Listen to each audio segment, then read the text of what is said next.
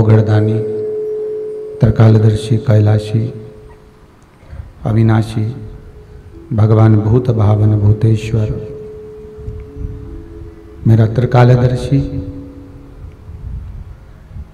कुबेर भंडारी मेरा विश्वनाथ शंभु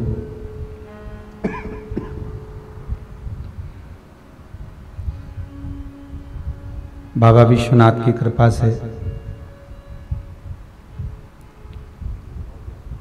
कुबेरेश्वर महादेव के इस पावन प्रांगण में ओगड़दानी त्रिकालदर्शी कैलाशी भगवान शंकर विश्वनाथ की शिव महापुराण की कथा श्रवण करने का सौभाग्य अपन सभी को प्राप्त हुआ है। बाबा भूत भावन भूतेश्वर मेरे शंकर कैलाशी अविनाशी भगवान कुबेर भंडारी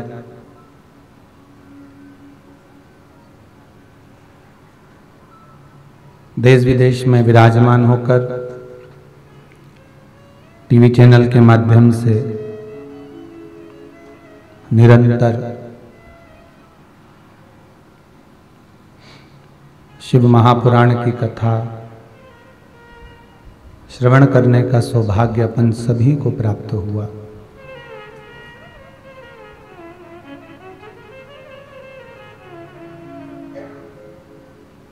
जो टीवी के सम्मुख में नहीं बैठ पाए कथा श्रवण करने के लिए, वह फेसबुक यूट्यूब के माध्यम से इस पावन शंकर की कथा का रसतत्व ग्रहण कर रहा है। अभी तक अपन ने कई कथाओं का रसतत्व ग्रहण किया।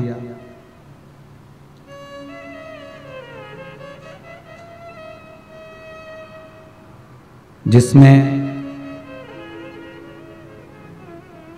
यजमान तो आना नहीं हुआ, पर 3 कथा ऐसी रहीं जिसमें ऑनलाइन कथा में यजमान पधारे और चौथे नंबर के हमारे फरीदाबाद से हरियाणा से श्री प्रवीण जी पारासर, श्रीमती हेमलता जी पारासर मुख्य यजमान के रूप में कथा का रसतत्व ग्रहण कराने के लिए अपने बीच में इस कुबेरेश्वर महादेव की धरा पर पधारे।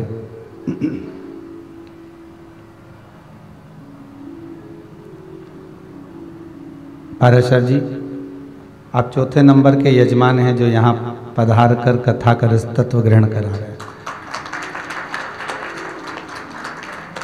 पूरे लॉकडाउन से लगातार शायद ही कुछ ही समय रहा हो, 2-4 दिन का गैप या 4 दिन 3 दिन का गैप, जिसमें कथा नहीं हुई हो, और सभी टीवी चैनलों के माध्यम से इस कथा का रसतत्व पूरी विश्व ने श्रवण किया। भगवान शंकर ओगड़दानी त्रिकालदर्शी कैलाशी अविनाशी मेरा शिव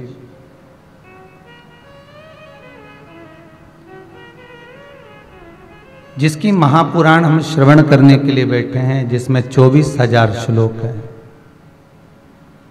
12 संहिता हैं।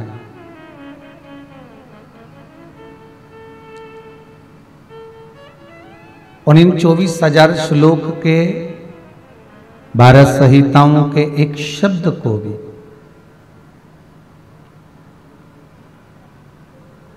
एक मात्र अक्षर को भी हम हमारी जिंदगी में अगर उतार लेते हैं तो हमारा जीवन अपने आप ही सार्थक हो जाता है।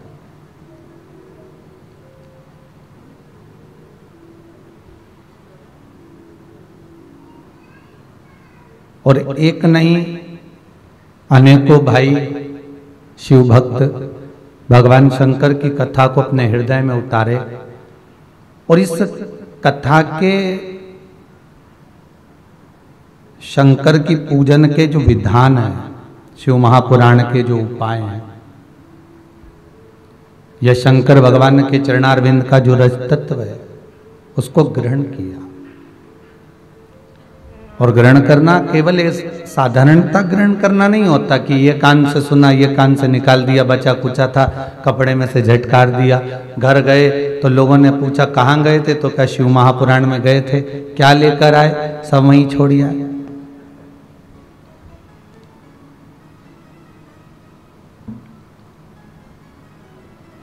शिव महापुराण के अंतर्गत तो प्रसाद बांटने का भी विधान नहीं है हमारा।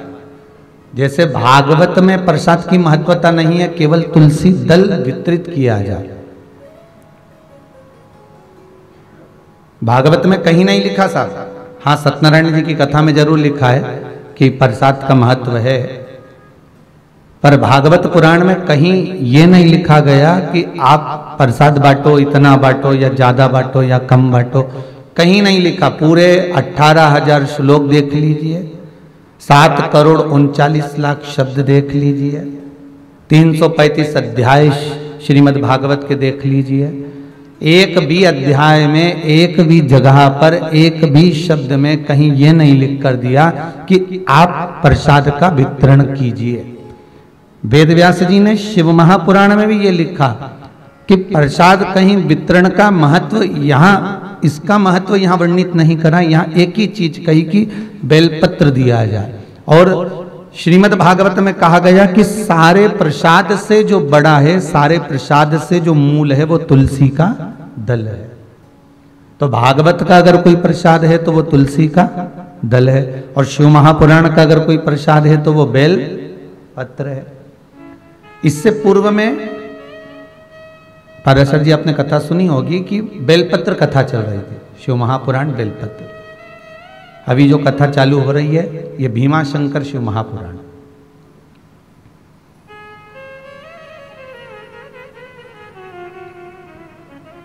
पता नहीं भीमा शंकर शिव महापुराण कैसे निकल गई है।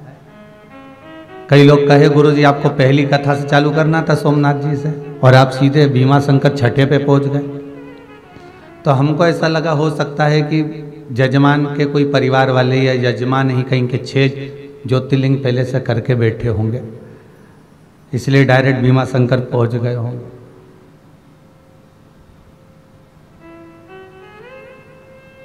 कहीं कहीं बाबा की कृपा भी होती है।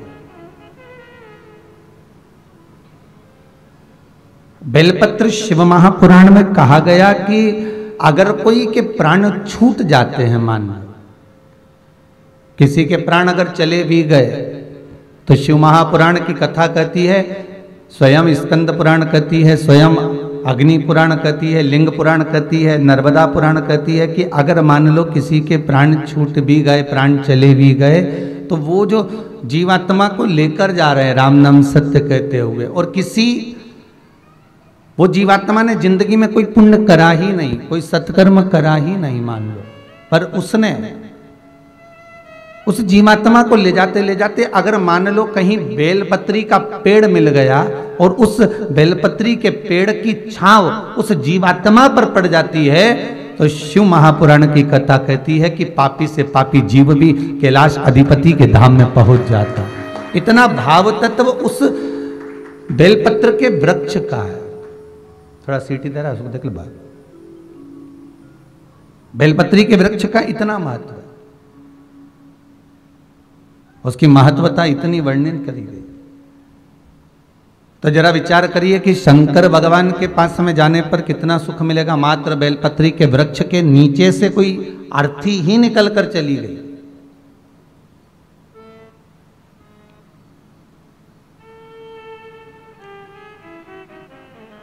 उसका पुण्य कितना प्रबल है।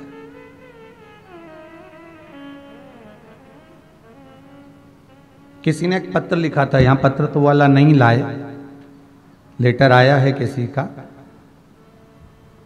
भूसावल से उन्होंने किसी ने लिखा है, कोई विमल जी सोलंकी है, उन्होंने एक पत्र लिखा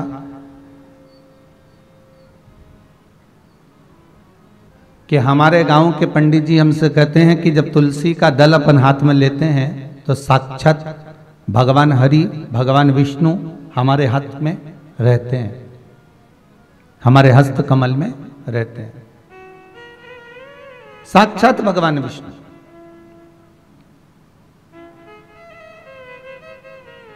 तो क्या शिव महापुराण के अंतर्गत ऐसा कोई वर्णन कहीं मिलता है कि बेलपत्र लेने पर साक्षात हरि हमारे हाथ में रहते हो?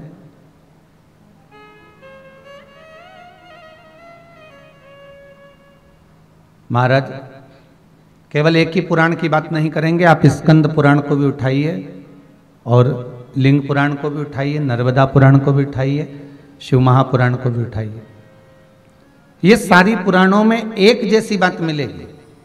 और बेलपत्री के लिए जो वर्णन किया गया वो लिखा गया केवल बेलपत्री के अंतर्गत हस्तकमल पर रहने पर केवल श्री हरि ही नहीं, इस बेलपत्री के 3 पत्तों में ब्रह्मा, विष्णु और महेश हमारे हस्तकमल पर विराजमान होते हैं। और बेलपत्री की इन डंडियों को जो जोड़ा गया है, बेलपत्री की जो ये डंडियां जहां पर जुड़ी हुई हैं, उस स्थान पर तीनों देवियां ब्रह्माणी, लक्ष्मी और स्वयं सरस्वती, स्वयं पार्वती इन डंडियों के मध्य में जहां पर जुड़े हैं ये तीनों, वहां पर विराजमान हैं। और उसके बाद भी जो लंबी डंडी रह जाती है डाली से टूटी हुई, तो कहा उस डंडी में 33 कोटि देवता आकर विराजमान हो जाते हैं। यहां तक बेलपत्री में वर्णन किया गया। महाराज उस बेलपत्र की कोई साधारण सी महत्वता नहीं हो सकती। आपको पहले भी कहा, आज फिर कहते हैं, 11 वर्ष तक प्रतिदिन अगर कोई व्यक्ति एक बेलपत्र शंकर पर चढ़ी हुई प्रतिदिन खा ले, उसके मुख से निकली हुई वाणी कभी मिथ्या नहीं हो सकती। अच्छे से अच्छा जोगी, सन्यासी, तपस्वी, साधक, उपासक भी उसके आगे फीका हो जाता है, क्योंकि उसकी वाणी निष्फल हो ही नहीं सकती। जो उसने कह दिया तो वो पत्थर की रकील होगा। शंकर पर चढ़ी हुई एक बेलपत्र अगर प्रतिदिन बस 11 वर्ष तक खाना है, आप खाइए, पर नागा नहीं होना चाहिए, छूटना नहीं चाहिए। एक समय एक नक्षत्र, अर्थात आप अगर सुबह 7 बजे खा रहे हो तो सुबह 7 बजे ही खाना होगा, 8 बजे खा रहे हो तो 8 बजे ही खाना होगा, पर एक दिन में एक बेलपत्र शंकर पर चढ़ी हुई प्रतिदिन खाना है, को बिना नागे 11 वर्ष।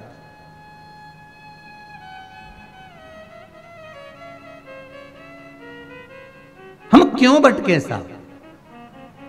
फिर निवेदन करूंगा, 6 शास्त्र, 4 वेद, 18 पुराण और कई उपनिषद इस भारत की भूमि पर इन हिंदू धर्म के लिए बनाए गए, पर उस हिंदू धर्म को छोड़कर हम जब अन्य धर्म में जाएं तो ये हमारे दुख की बात है, फिर हमारा भाग्य बेकार है। हम क्यों भटके? किस लिए भटके? जब उसके भीतर सर्वाधिक सब कुछ ही विराजमान हो, सब उसी के भीतर विराजित हो, फिर क्यों भटका जाए? हमारा हम किस लिए भटक रहे हैं? शिव महापुराण की कथा कहती है कि इस वेदव्यास जी महाराज कहते हैं कि शंकर की कथा का रस तत्व जब जीव श्रवण करने के लिए बैठता है, यहां तक कहा कि शंकर की कथा को मात्र, आप तो यहां बैठकर कुबेर भंडारी के दरबार में आकर कथा का रस तत्व ग्रहण कर रहे हैं।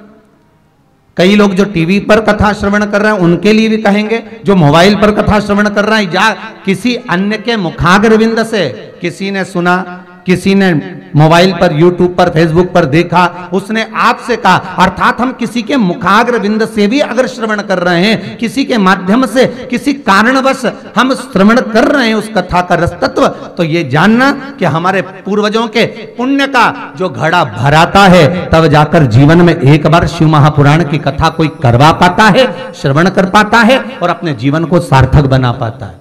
पाराशर जी, आपके पूर्वजों के पुण्य ही आनंद है, जो आप दोनों भगवान भोलेनाथ की कृपा से स्वयं विराजमान होकर कहीं पूर्वजों के पुण्य की गुल्लक भराई होगी, तब जाकर आपके हाथ से ये सत्कर्म हो रहा है। ये बाबा की कृपा समझना, ये विश्वनाथ की करुणा समझिए, ये शंभू की दया समझिए।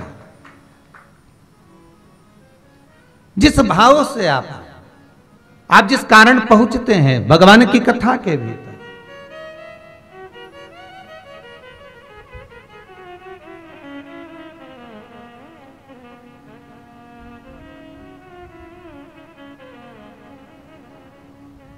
कई लोग कहते हैं महाराज जी अब तो जरा ये कोरोना महामारी समाप्त हो गई है, अब हमको सबको आने की परमिशन दो।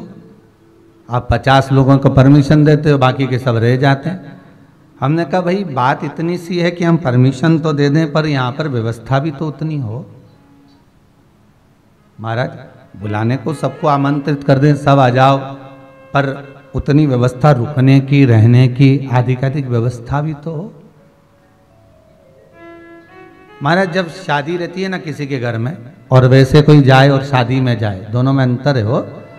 वैसे ही कोई जाए ना तो उसके लिए तो कहीं अच्छी वीआईपी व्यवस्था रह जाती है, पर शादी में कोई आए ना, शादी में बुआ जी आई है, हाँ तो आइए तो आन दो, हल्दी का तिलक मिलक पहले लगा दें, चावल वावल लगा के अंदर प्रवेश कर लिया, और माताएं 2-4 गीत भी गा लेती है बड़े प्रेम से, बेन आई ननंद आई जो भी आया तो ने गीत मीत गा के अंदर तो लिया ही। बस उसी समय पर जो गीत गाया, हल्दी का तिलक लगाया, चावल लगाया, बस उस समय पर लगाया, उसके बाद जाएगी उसी समय लगेगा। अब उसके बीच में बुआ जी को चाय मिली कि नहीं मिली, रोटी खाई कि नहीं खाई, किसी को मतलब नहीं, सब अपने अपने में लगे, क्योंकि तैयार हो कि बुआ जी के देखे। अब अगर हम बुआ जी को देखते रहेंगे फिर तैयार होने में रह जाएंगे, इसलिए आदमी तैयार होने में लगा रहे तो बुआ जी को नहीं देख पाए। तो यहाँ कोई विशेष अगर फंक्शन है, कोई विशेष आयोजन है, तो आप आएंगे तो व्यवस्था के अनुसार जहाँ टेंट लगाओ, आनंद हो, तो वहाँ आराम करते हुए, आनंद लेते हुए 7 दिन यूं ही निकल जाएंगे। पर अगर आप यहाँ आ रहे हैं अनेक तरह से, तो फिर वो वीआईपी व्यवस्था थोड़ी बहुत तो देना पड़ेगी। अब सब आए हैं तो चाय की भी पूछना पड़ेगी। अब आश्रम में आए, नहीं तो जाके कहेंगे बताओ सीओर गए तो हमको तो पानी तक नहीं पिलाया, तो व्यवस्थाएं तो सब देना पड़ेगा।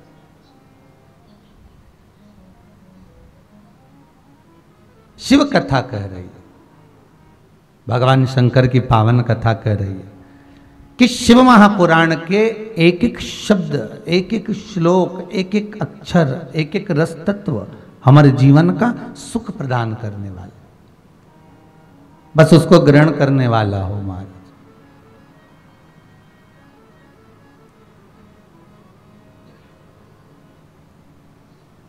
देवराज ब्राह्मण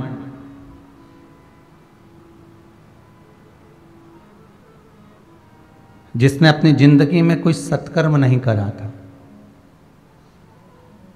संपूर्ण बेकार काम देवराज ब्राह्मण ने करा था। अब एक प्रश्न और उठ जाता है, कोई भी कथा चालू होती है, चाहे सत्यनारायण जी की कथा हो, चाहे किसी भी देवी देवता की कथा हो, तो वो ब्राह्मण से चालू क्यों होती है?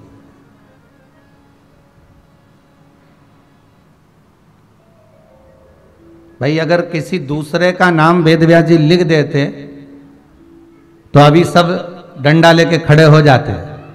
मात्र एक रेलवे स्टेशन पर लिखा हुआ था, ईमानदार बनिए, सज्जन बनिए, ज्ञानवान बनिए, व्यवहारिक बनिए, वाणी के मीठे बनिए,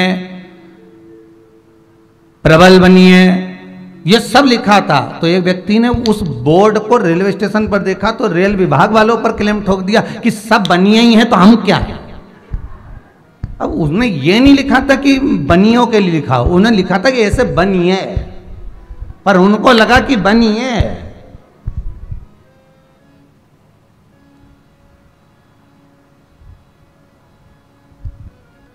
तो यहां जो जितनी जितनी कथा की शुरुआत हो रही है, चाहे भागवत में देख लो, चाहे अनेक जगह पर आप कथा को उठाकर देखो। हमारा श्रीमद् भागवत भी जहां चालू होती है, आत्मदेव नाम का ब्राह्मण है, और शिव महापुराण जहां प्रारंभ हो रही है, देवराज नाम का ब्राह्मण, और सत्यनारायण जी की कथा चालू, एक गरीब ब्राह्मण। क्यों? क्योंकि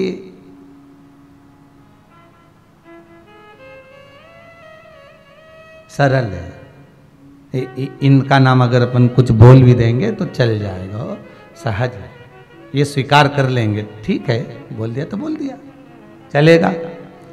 अब देवराज नाम का ब्राह्मण, और वो गलत कर्म में लगा हुआ, ऐसा कोई कर्म नहीं था जो देवराज ने करा ना हो, बस सब गलत कर्म होता है। फिर वही बात आ गई, महाराज मत बुरे कर्म कर बंदे, वरना पछताएगा। भगवान की आंखों से तू बच नहीं पाएगा, तू बच नहीं पाएगा। अरे ओ अज्ञानी मत कर नादानी। हम कितना भी कर्म कर रहे हैं उस कर्म के अनुसार हमको भोग भोगना ही पड़ेगा। जैसे आप कहीं पर भी छुप जाएं, कहीं पर भी चले जाएं, पर ये हवा,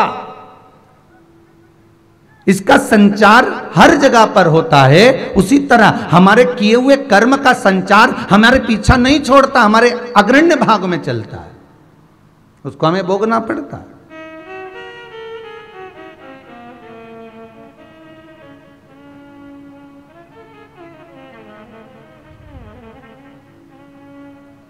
महाराज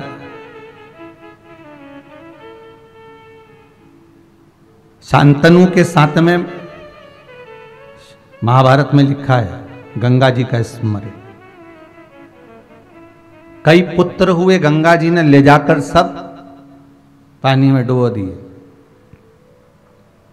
सब।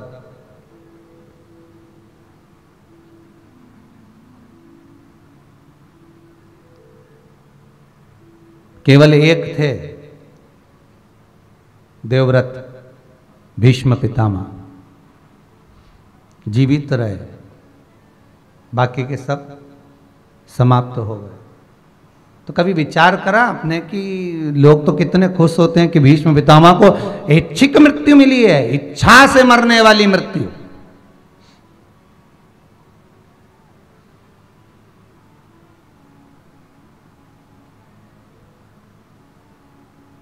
पर जिसकी उम्र बहुत ज्यादा होती है साहब, कोई 100 साल का व्यक्ति अगर आपको मिले, कोई 90 साल का, 99 साल का, 85 साल का कोई मिले, उससे मिलना, वो खुद कहेगा अब तो भगवान से विनती कर रहा हूं कि उठा ले। कभी मिलना आप हो, विचार करिएगा।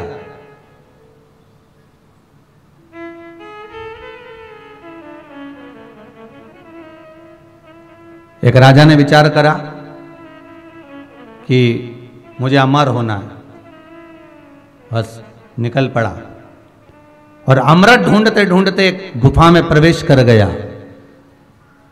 और अमृत उसको मिल भी गया।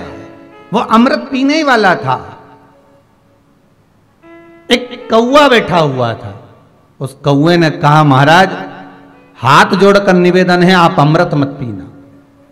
राजा ने कहा कि ढूंढते ढूंढते मेरी जिंदगी हो गई, अमृत सामने रखा हुआ है और ये कौवा मुझसे कह रहा है कि अमृत मत पीना। कौवा जरूर मुझसे जलता होगा, ईर्ष्या करता होगा, तो मुझे मना क्यों कर रहा है? कौवे ने कहा, मेरी दशा देख लो, मेरे पूरे पंख टूट गए, पर उखड़ गए, केवल एक मांस का लोंदा बनकर पड़ा हुआ हूं, क्योंकि मैंने अमृत पी तो लिया, अमर तो हो गया, पर मेरा शरीर तो ढलेगा ना। आपको एक बात पहले कही थी कि अगर कोई आपको आशीर्वाद दे आयुष्मान भव, तो बिल्कुल कह देना साहब नहीं चाहिए, हाथ जोड़कर निवेदन करा तुम्हारा आशीर्वाद तुम्हारे पास ही रखो। अगर कोई आशीर्वाद दे कि चिरंजीवी भव, तो जरूर ले लेना, क्योंकि आयुष्मान और चिरंजीवी में अंतर है। आयुष्मान में आपकी केवल आयु बढ़ेगी और जो स्वरूप है वो ढलता चले जाएगा, और चिरंजीवी भव में मतलब जैसे आज हो, मरते समय तक वैसे की वैसी बने रहो। चिरंजीवी भव का मतलब है कि जैसे हो वैसे की वैसी बने रहिए। तो हमें आयुष्मान नहीं होना, हमें चिरंजीवी भव होना है। हम जैसे आज हैं, आज भी हम बढ़िया प्रेम से चने खा रहे हैं, तिल्ली का लड्डू खा रहे हैं, बोलो सही है कि गलत है?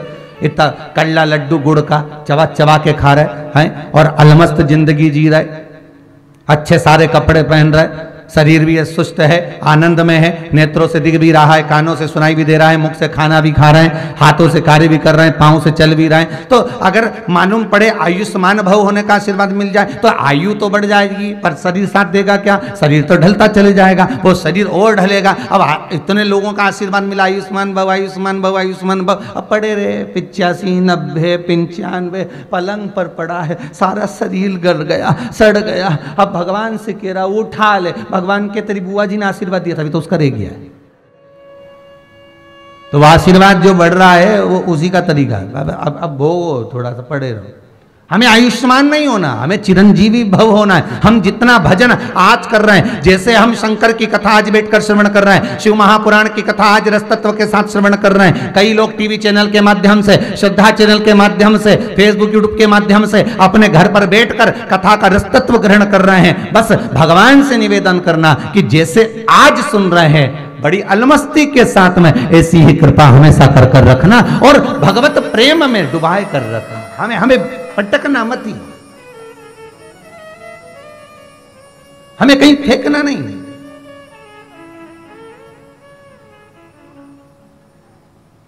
पूरी महाभारत देखना, भीष्म पितामह जितने रोए दुनिया में कोई नहीं रोया हो।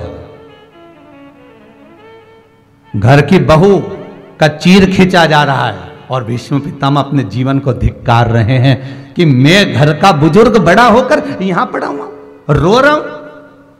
नहीं,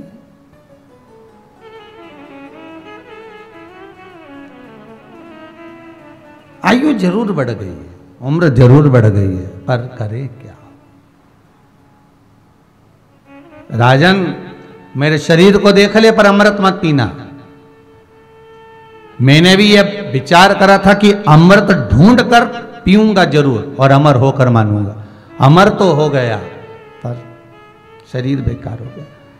राजन, छोड़ दे, मत पीना। राजा ने छोड़ दिया। सामने पड़ा हुआ अमृत भी राजा छोड़ देता है। भगवान ने जो नियम बनाया है ना, एक आ रहा है, एक जा रहा। रचा है सृष्टि को जिस प्रभु ने, वही ये सृष्टि चला रहा है। जो वृक्ष हमने लगाया पहले, जो हमने पेड़ लगाया उसी का फल आज हम पा रहे, वही चल रहा।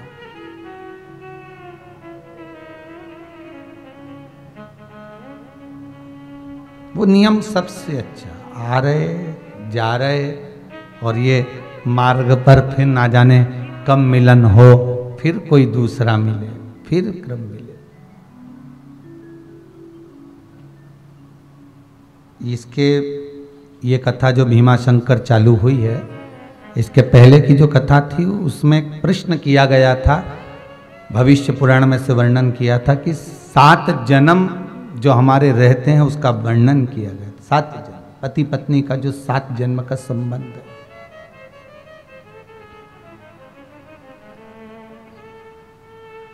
अब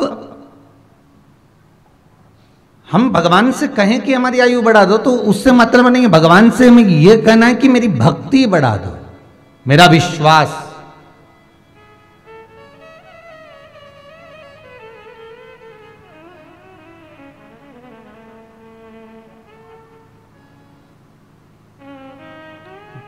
विष और विश्वास, विष पिएंगे तो मर जाएंगे और विश्वास में जिएंगे तो भगवान से मिल जाएंगे। दोनों में अंतर है। पर विश्वास भी उस परमात्मा पर करना, संसार पर नहीं। संसार वाले तो कब चोट दे दें, कब घाटा पहुंचा दें, कब धक्का मार दें, कोई भरोसा नहीं हमारा।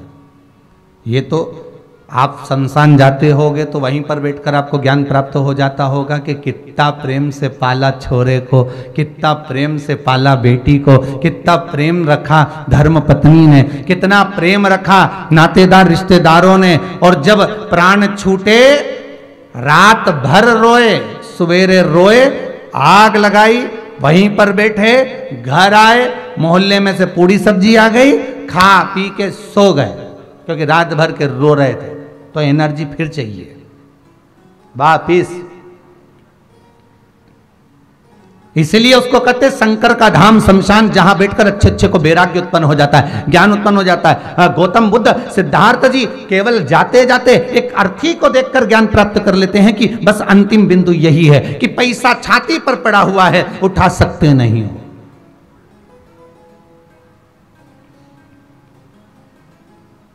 जिसने पूरी जिंदगी कमाया, जिसने पूरा जीवन जोड़ा, खूब कमाया साहब, कमाने इतना कमाया कि खाने का समय नहीं मिल पाया, पड़ा है। अब वो जो धन है वो छाती पर पड़ा हुआ है, पर कोई उठा नहीं पाया। सब पड़ा के पड़ा रहे महाराज। और जब धन सम्मुख में जिसके लिए पूरी जिंदगी निकाल दी, भाई बंधु कुटुंब कबीला नाते रिश्ते सब जिसके साथ में विवाद कर कर कर निकाल दिया, वही धन किसी काम नहीं आया और आखिरी में पड़ा ही रहे, किसी काम का। इसीलिए शायद शास्त्र कहते हैं प्रथम सुख निरोगी काया, द्वितीय सुख घर में माया। अर्थात ये दूसरा सुख है कि घर में धन हो, पर पहला सुख तो क्या है, जम के बोलो, निरोगी काया हो, अर्थात हमारा शरीर स्वस्थ हो। और जब शरीर स्वस्थ होगा तो सारा सुख अपने आप मिल जाएगा, उस सुख को हम भोग सकते हैं, उस सुख में हम आनंदित हो सकते हैं। भीष्म पितामह के जितने भाई गंगा मैया ने पानी में डुबोकर मार दिए, केवल आखिरी के भीष्म पितामह को शांतनु बचा लेते हैं कि इसको मत मार। गंगा जी उसको छोड़ देती है, छोड़ा कि नहीं छोड़ा, और वो भीष्म पितामह, वो देवव्रत जीवित रहे।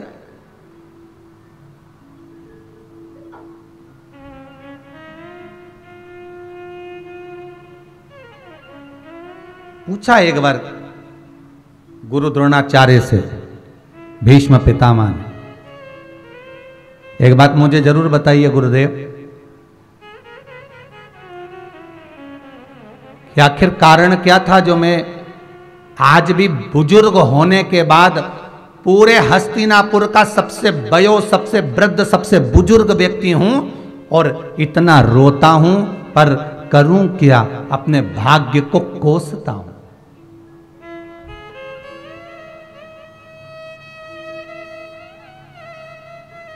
पितामह, आप ही ने तो भगवान शिव की आराधना करी थी और भगवान शंकर से वर प्राप्त करा, देवताओं से वर प्राप्त करा कि मैं इच्छिक मृत्यु का वर मांगता हूं, कि मैं जब मरूं तो अपनी मर्जी से मरूं, मेरे को लगे कि अब मुझे मरना है तो मेरे सामने मृत्यु आए, मेरे सामने मेरे प्राण छूटते समय तब यमराज मुझे लेने के लिए आए। ये तुमने मांगा है, आखिर क्यों? क्या जन्म था भीष्म पितामह का, पूर्व में थे क्या? ये राजा पृथु हुए, पृथु के अंतर्गत ही वसु हुए महाराज, और इनका नाम था धोवसु। क्या नाम था? धोवसु। ये 4-5 भाई सारे वसु एक देवताओं के तुल्य थे, भ्रमण के लिए निकले थे महाराज, और भ्रमण के लिए निकलते निकलते ये भ्रमण करते करते बड़े आनंद में घूमते घूमते वशिष्ठ बाबा के आश्रम में पहुंच गए थे। इन धोवसु की धर्म पत्नी ने वशिष्ठ बाबा के यहां पर जो मंथन में 5 गाय निकली थी, उसमें से एक गाय नंदनी का दर्शन कर लिया और कहा कि ये गाय मुझे मिलना चाहिए। धर्मपत्नी ने कहा, कितना सुंदर कहा है शिव महापुराण के अंतर्गत कि धर्मपत्नी जिद करे, मना नहीं है, पर धर्मपत्नी जिद वो करे कि कहीं पति को अगला जन्म भोगना ना पड़ जाए। जिद करे पत्नी करे जिद कि मुझे शिव महापुराण की कथा करवाना है, मुझे शंकर की कथा में चलना है, मुझे आप कथा में लेकर चलो, मुझे जाकर कुबेर भंडारी की भूमि को नमन करना है, मुझे महाकाल जाना है, मुझे उज्जैनी जाना है, मुझे ओमकारेश्वर जाना है। चलो मुझे सीहोर जाना है, कथा का रसतत्व ग्रहण करे, जिद मना नहीं है। मुझे तीर्थ जाना है, हरिद्वार जाना है, मुझे वृंदावन जाना है, मुझे मथुरा गोवर्धन अयोध्या आदि की जगह जाना है। पत्नी जिद करे कि मुझे ऐसी जगह जाना है, तो पति से अगर जिद करे भी और पति अगर लेकर चला भी गया तो पति ने कोई पाप कर्म जीवन में करा भी होगा, तो तुम्हें ले जाकर उस तीर्थ का दर्शन जब वो कराएगा तो ये पक्का विश्वास रखना कि पति के भी जितने पाप कर्म हैं वो भी नष्ट हो गए होंगे, और अपनी जिंदगी में जितने पाप कर्म हम पूर्व में कर आए होंगे वो भी नष्ट हो गए होंगे। अगर जिद करे पत्नी तो ये करे कि मुझे शंकर की कथा करवाना है, मुझे शिव महापुराण की कथा करवाना है, मुझे कथा में लेकर चलो, मुझे कथा में जाना है, मुझे ले जाओ।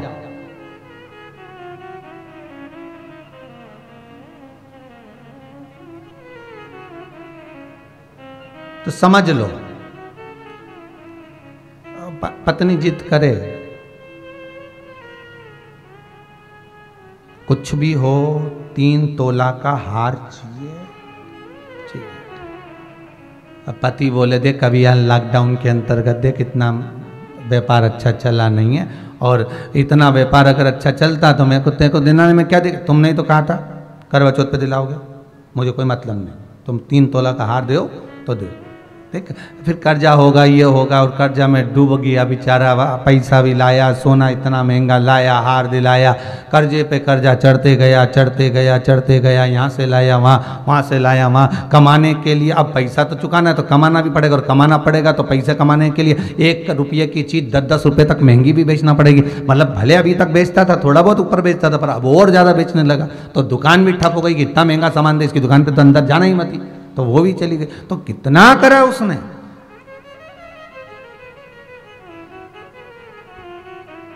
पत्नी अगर जिद करे तो करे सत्संग में जाने की, करे कथा स्मरण में जाने की, कथा में भगवान की भक्ति में डूबने के लिए पति से कह सकती है चलो कथा आ रही है महाराज जी की, जरा खोलो टीवी, चलो जरा रात्रि को आधे घंटे फ्री है, कथा सुन लेते हैं, फिर सोएंगे, 15-20 मिनट तो सुनी तो लो।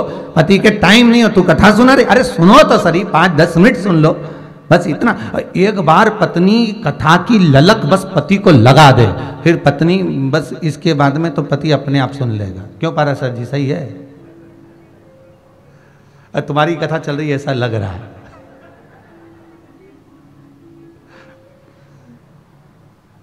कभी तो भाभी ने बोला होगा ना पाराशर जी है कि कथा थोड़ी तो सुनी लो, और मुझे तो ऐसा लगता है कि भाभी ही लेकर आए होंगे कि कथा करवाना है, चलना पड़ेगा, चलो।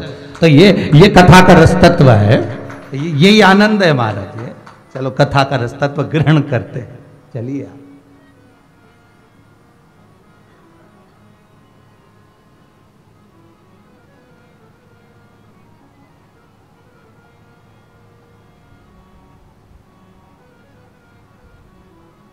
वो कहे ना बलम मोहे ले चल रे तू विश्वनाथ सरकार, बलम मोहे ले चल रे,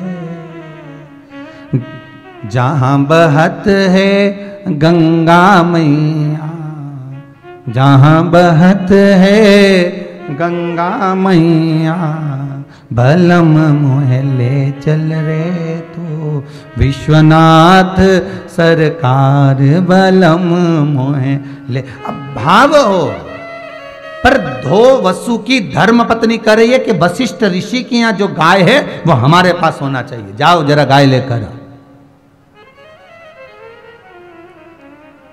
देखिए भीमाशंकर कथा की, ये शिव महापुराण का आनंद ये 2 वसु से ही प्रारंभ कर रहे हैं।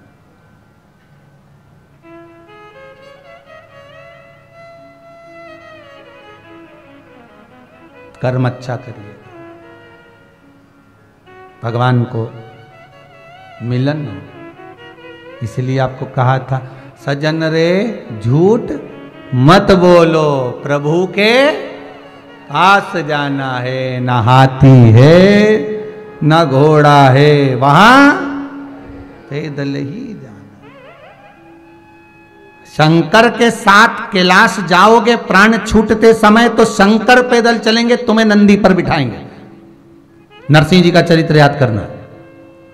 और जब यमराज बंदी बनाकर लेकर जाएगा तो यमराज पाड़े पे बैठा रहेगा, तुम पूंछ से बंधे हुए जाओगे पैदल।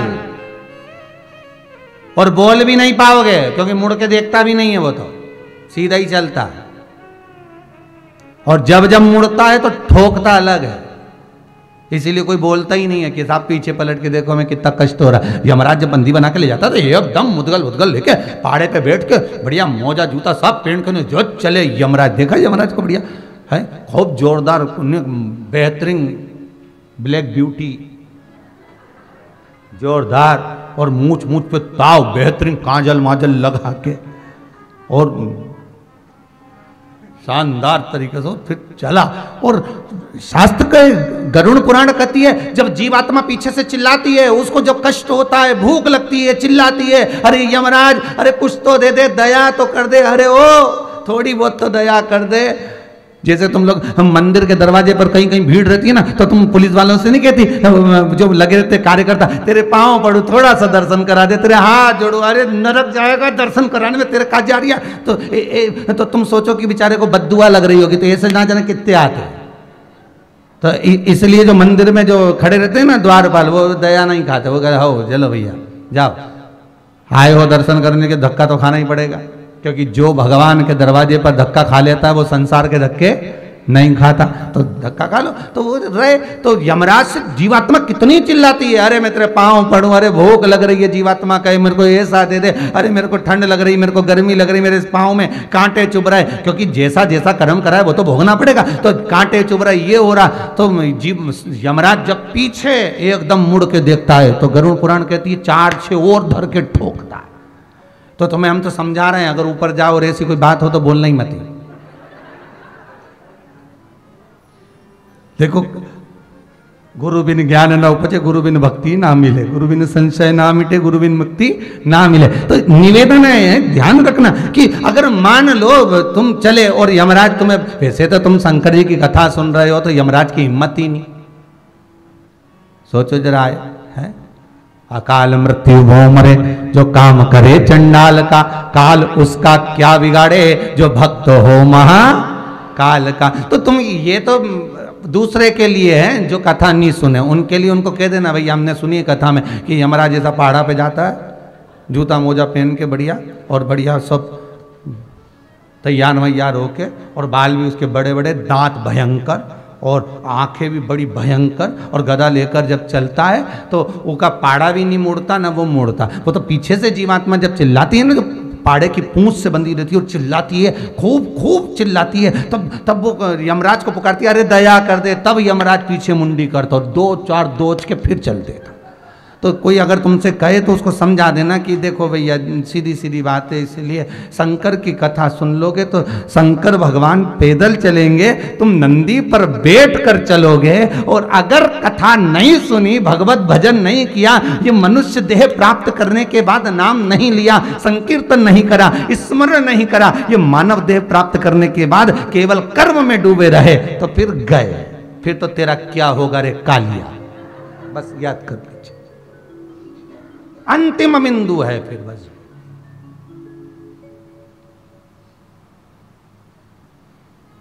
अंतिम बिंदु।